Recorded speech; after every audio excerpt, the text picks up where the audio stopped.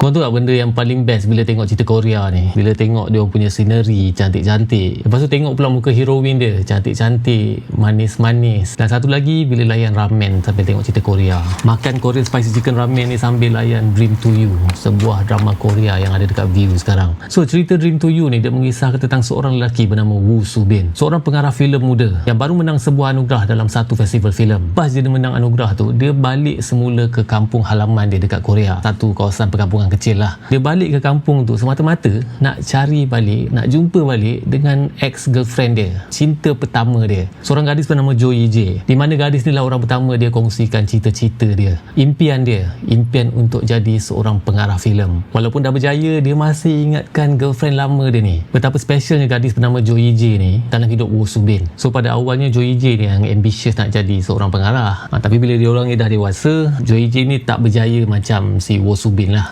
Sekejap bagi aku makan dulu aku punya ramen ni. Bismillahirrahmanirrahim.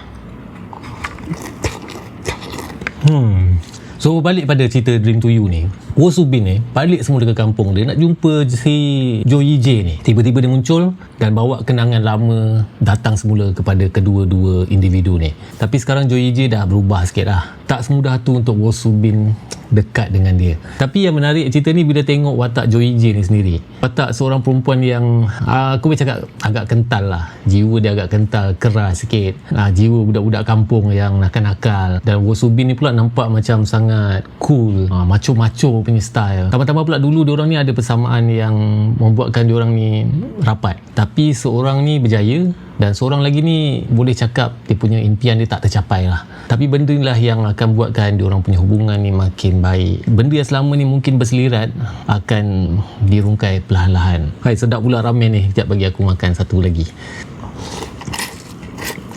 So cerita Dream to You ni kau boleh tengok dekat View. Kau tengok berpeluh aku punya hidung layan cerita Dream to You ni sambil makan ramen ni sedap Korean spicy chicken ni. Hai, memang kena mat. Dan cerita Dream to You ni kau boleh tengok dekat View, dibawakan khas oleh Mi Sedap. So peminat-peminat cerita Korea, especially cerita romantik, komedi macam ni, korang kena try tengok cerita ni.